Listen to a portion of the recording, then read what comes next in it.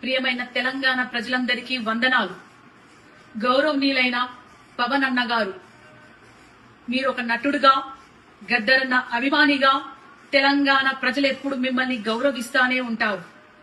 కానీ తెలంగాణ ఆవిర్భావ దినోత్సవం రోజు మీరు మాట్లాడిన మాటలు ఒక తెలంగాణ ఆడబిడ్డగా నేను ఖచ్చితంగా ఖండిస్తున్నాను.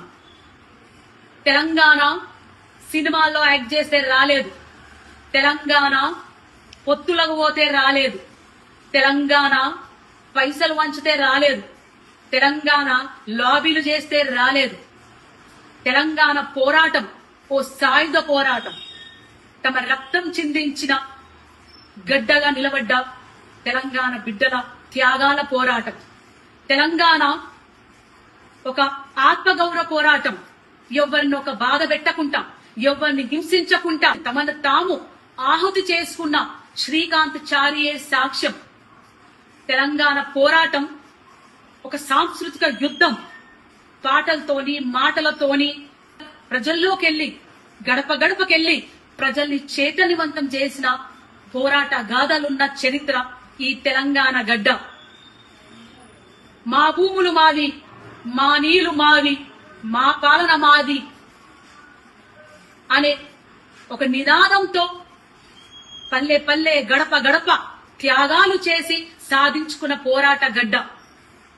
తొలి దశ తెలంగాణ పోరాటంలో 2000 పైన అమరులయ్యారు. అది ఆన్ రికార్డ్.